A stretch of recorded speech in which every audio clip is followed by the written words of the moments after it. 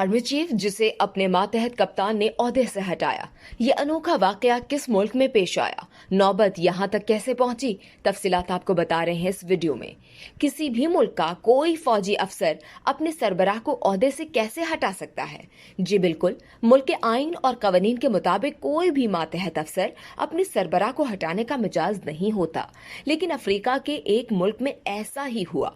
Africa के मुल्क Burkina Faso में एक फौजी कप्तान ने सरकारी टीवी पर आकर मुल्क के अस्करी सरबरा लेफ्टिनेंट जनरल पॉल हेनरी को हटाने का ऐलान किया।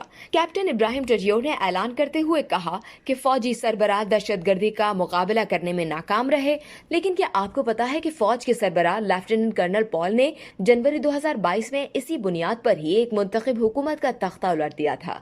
कैप्टन इब्राहिम ने अपने फौजी सरबराह की हुकूमत का तख्ता उलटते हुए मुल्क की सरहद को बंद करने और तमाम सियासी सरगर्मियों की मुअत्तली का भी ऐलान किया। इस ऐलान के बाद मुल्क में कर्फ्यू लगा दिया गया, ताहम ऐलान से कबल सरकारी टीवी पर नशरियात बंद हो चुकी थी। 1960 में आज़ादी पाने वाले इस मुल्क में 8 बार फौजी बगावत हो चुकी है। इस वीडियो से सिर्फ इतना ही। मजीद जानने के लिए सब्सक्राइब कीजिए डेली जंग यूट्यूब चैनल और लाइक कीजिए डेली जंग फेसबुक पेज।